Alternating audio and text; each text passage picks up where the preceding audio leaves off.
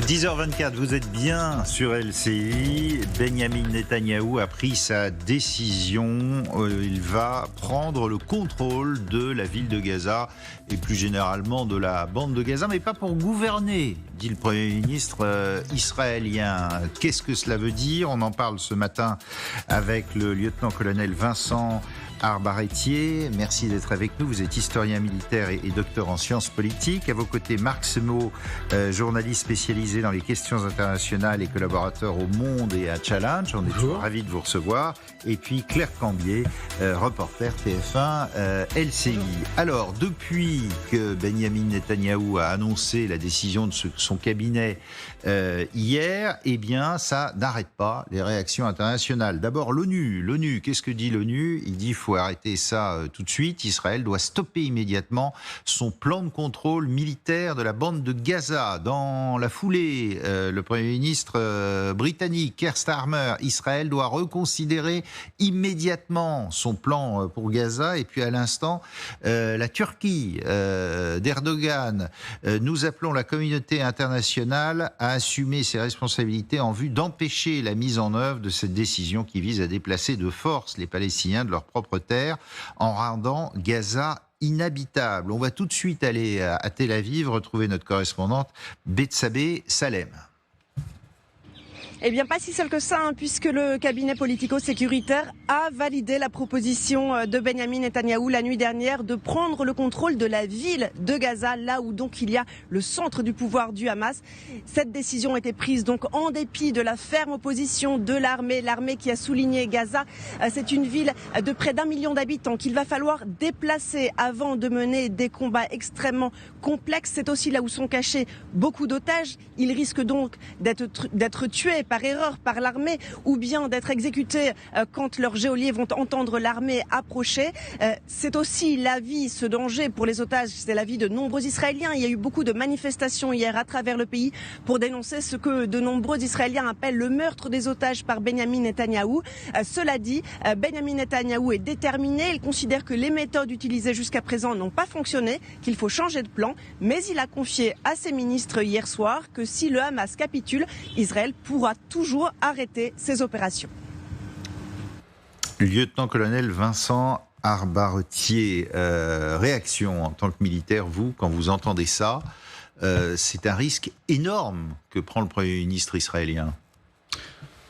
Oui, c'est une décision politique. Donc derrière, il y a des ordres qui sont donnés aux militaires. Ce qu'a dit votre reporter est très juste. Le problème, c'est que jusqu'à présent, le Hamas n'a pas capitulé, n'a pas rendu les armes. Et c'est bien ça le but de guerre. Tout le monde parle du but de guerre de Netanyahou, c'est faire capituler le Hamas en tant que branche militaire. La branche politique qui est au Qatar, c'est autre chose. Mais faire capituler le Hamas, c'est quoi? C'est obtenir une victoire. Il a essayé plusieurs méthodes. La méthode actuelle a été un peu un mix de deux opérations, l'une visant à libérer les otages, et que le Hamas ne veut toujours pas libérer d'ailleurs, et tout en même temps faire des opérations d'aller-retour. Il n'en resterait de vivants qu'une vingtaine. Oui, voilà. Donc, évidemment, et dans quel état? Oui, bien sûr. On l'a vu sur les vidéos. Et il cherche, bien sûr, en même temps, faire des opérations de va-et-vient, là où il a des renseignements, et les Israéliens utilisent toute une panoplie de moyens de renseignement. Ils ont même des gens qui les renseignent à l'intérieur de la bande de Gaza, il faut quand même le savoir aussi, de moins en moins, mais il y en a. Et donc maintenant, il veut obtenir la possibilité d'une occupation militaire, c'est-à-dire en fait d'un contrôle de zone qui demande beaucoup d'effectifs. Il faudra peut-être 3 divisions. 3 divisions, c'est 50 000 hommes. Et donc ces 3 divisions seront faire du contrôle de zone. Contrôle de zone, c'est-à-dire maison par maison, filtrer les habitants les Gazaouis non Hamas des autres. Alors c'est extrêmement compliqué parce que c'est de la folie de faire ça. Comment vous arrivez à faire ça?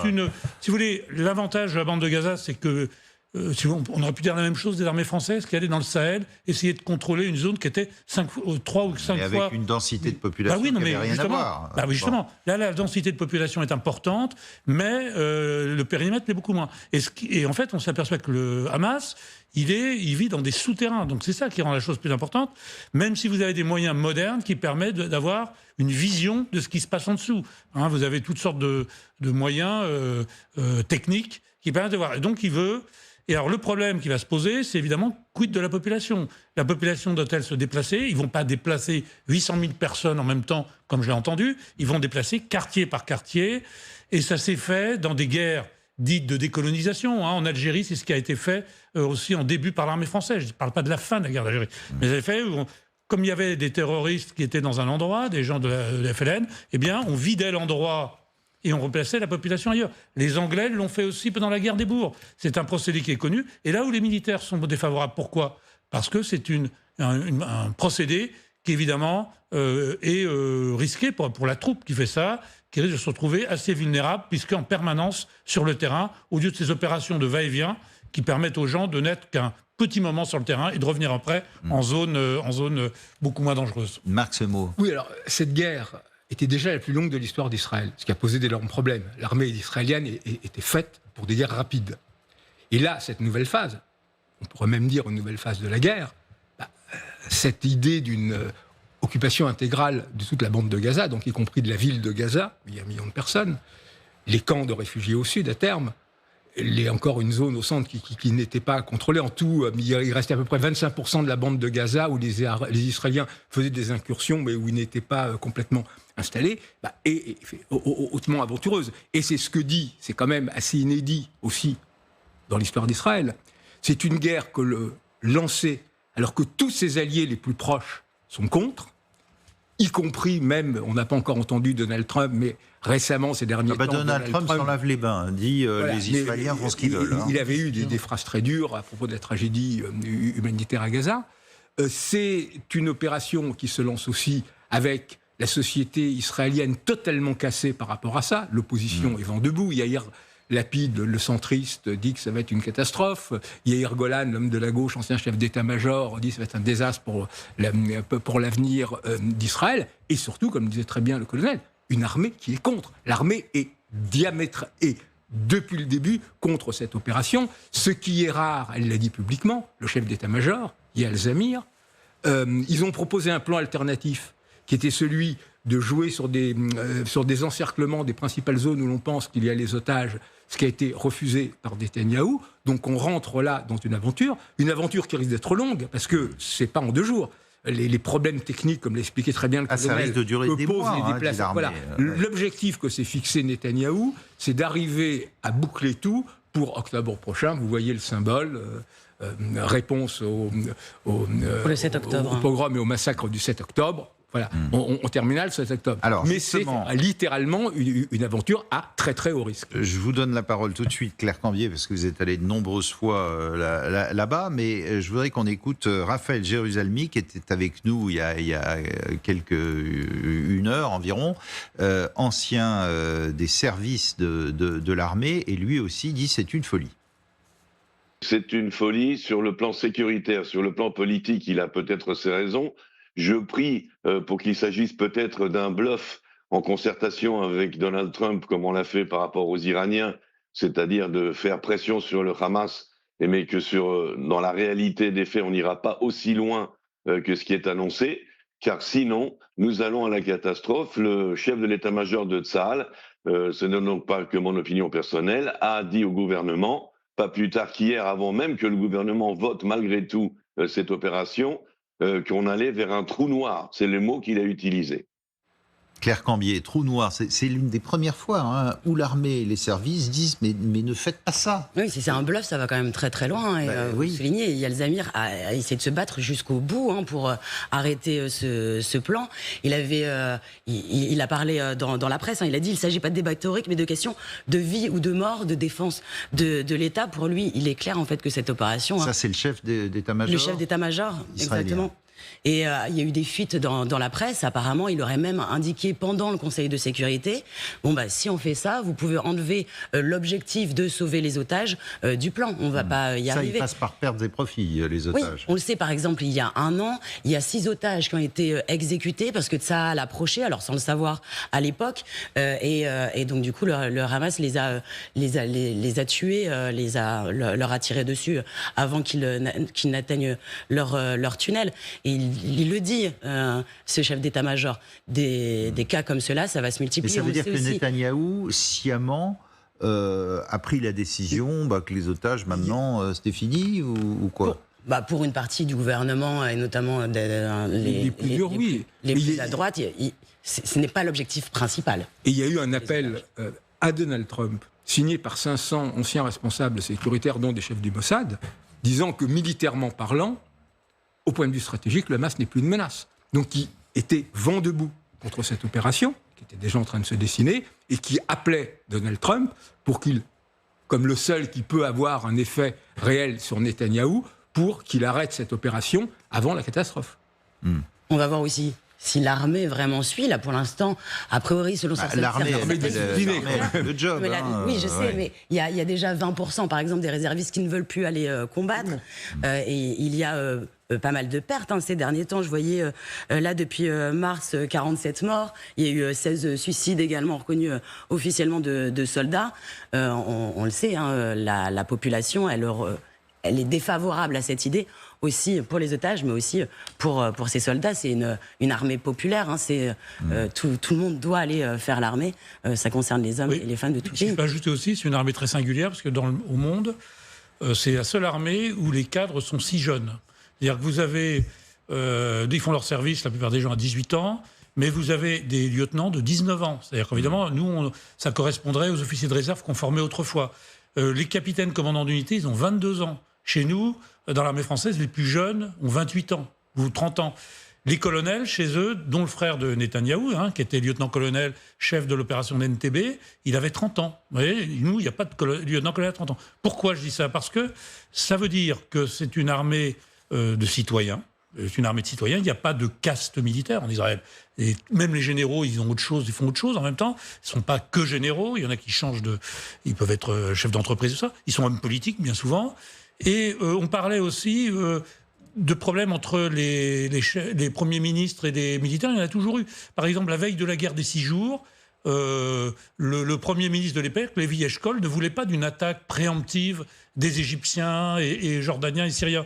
Mais malgré tout, c'est Moshe Dayan qui l'a contraint. Alors on parle maintenant, les historiens israéliens parlent d'un putsch. Et là, on est un peu en situation renversée. C'est-à-dire que là, ce sont les généraux qui sont plutôt modérés, parce que, comme ça a été très bien dit, Israël est habitué plutôt aux guerres courtes. Pourquoi? Parce que c'est comme toutes les guerres faites avec des conscrits. Les gens, il faut qu'ils retournent à leur job. Voilà, donc malgré toute l'organisation qui est quand même assez extraordinaire, c'est une très belle organisation où il y a des roulements, il y a des relèves. Les gens ne sont pas comme les Ukrainiens ou les Russes. Ils ne restent pas 5 mois au même endroit. Donc, plus, il y a un nombre limité de militaires. Oui. Alors, avec la réserve, on arrive quand même... Ils arrivent quand même à multiplier. Oui.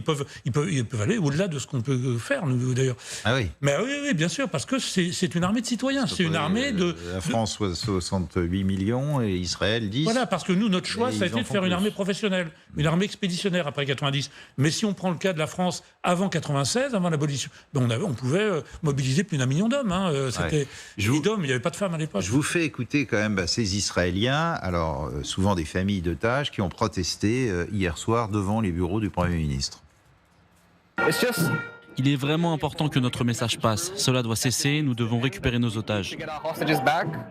La seule façon de ramener les otages chez eux est de mettre fin à la guerre et de mettre un terme aux souffrances des otages et de toutes les personnes qui vivent et endurent cette guerre terrible. Je pense que les otages ont été abandonnés par le gouvernement et nous ne pouvons pas les laisser là-bas. Nous ne pouvons plus fonctionner. Ce n'est pas seulement pour eux, c'est pour l'âme de la nation. On a l'impression quand même que jamais la société israélienne n'a été aussi divisée. On verra samedi, où il y aura de nouveau la manifestation, comme toutes les semaines, sur les otages. Ils étaient 60 000 la semaine dernière. On verra là combien ils seront. Probablement, ils seront beaucoup plus nombreux. Mais au-delà même de la question des otages, qui est évidemment une tragédie humaine, au-delà même de la tragédie humanitaire à Gaza, il y a cette réalité stratégique d'une armée qui va être plongée enlisée dans une bataille ingagnable, parce qu'il s'agit aussi, en tant que puissance occupante, elle l'est déjà, elle le sera encore plus, d'assurer le ravitaillement de la population. Donc vous voyez déjà les tragédies autour des 4 centres de distribution de la Gaza Humanitarian Foundation, ça va être encore pire. Donc, y compris en termes de gestion humaine, l'armée israélienne est faite pour la guerre, elle le fait plutôt bien, elle n'est pas faite pour faire de la gestion de foule ou de la gestion humanitaire. Donc là aussi, c'est une tragédie qui s'annonce avec les yeux de l'opinion internationale braqués sur tout ce qui va être le moindre drame. Ils disent ne faites pas ça. Dernière en date, la Chine, qui dit faut pas faire ça. Et puis alors, ce qu'on comprend pas très bien, on va voir les 5 points, les 5 principes du plan de Netanyahou. Il dit par exemple, et puis on gouvernera pas. Mais point barre. Mais on veut pas du Hamas et on veut pas de l'autorité palestinienne. Alors on met qui ? Alors, il y a ça, puis combien de temps, ça va durer ? Parce que là, pour l'instant, on sait que la seule évacuation de Gaza-Ville, ça va durer normalement jusqu'au 7 octobre, date symbolique. Après, il y aura du coup une reprise des combats. Combien de temps ça va durer ? La dernière occupation, elle a duré 38 ans. Donc, oui, le plan, entre guillemets, c'est de ne pas le confier au Hamas, de trouver une administration civile. Il y a déjà d'ailleurs le Hamas qui a indiqué que cette administration, pour lui, il ne la reconnaîtrait pas parce que ce serait un partenaire d'Israël.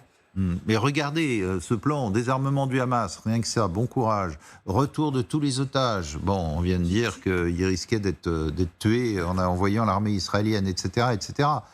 Contrôle sécuritaire.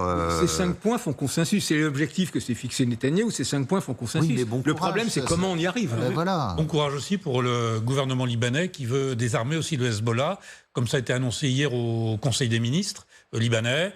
Et là aussi, bon courage, parce que, en fait, ces opérations DDC, là, comme on dit dans le jargon onusien et tout ça, en fait, ça n'a jamais été réellement réalisé, parce que ce qui se passerait quand vous avez des gens qui sont soi-disant de bonne foi, et ils vous amènent leurs vieilles armes, et puis ils ont gardé une autre arme à la maison. Et donc, en fait, qu'est-ce qu'il va falloir que fasse Israël ? Il va falloir qu'ils aillent perquisitionner toutes les maisons, qu'ils aillent dans les caves, dans les souterrains. Et puis, comme ça a été dit, je crois, à un moment, il peut y avoir des pièges, des pièges explosifs. Les souterrains, c'est 500 km. Donc, une partie ont été mis au jour. Voilà, c'est ça. Donc, mais il en reste énormément qui ne l'ont pas été, voilà.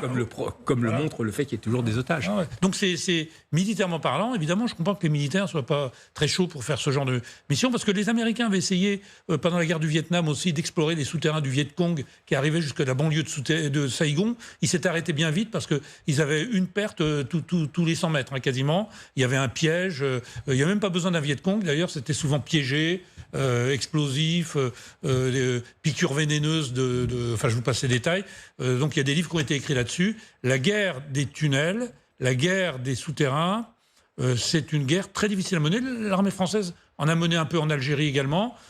C'est compliqué parce que vous perdez beaucoup d'hommes et puis en même temps vous faites beaucoup de dégâts collatéraux. Au-delà de l'aspect difficulté contre les guérillas, il faut aussi voir en fait l'aspect humanitaire. C'est aussi là la difficulté de la mise en place de ce plan. On le sait, il y a déjà plus de 60 000 morts dans la bande de Gaza, une crise humanitaire avec la famine. Si en plus vous a envoyé l'armée israélienne, là la distribution ça va être encore plus compliqué. Bon, on se retrouve dans quelques instants, si vous le voulez bien, et on va parler de la guerre en Ukraine, avec une possible rencontre entre Donald Trump et Vladimir Poutine dès la semaine prochaine.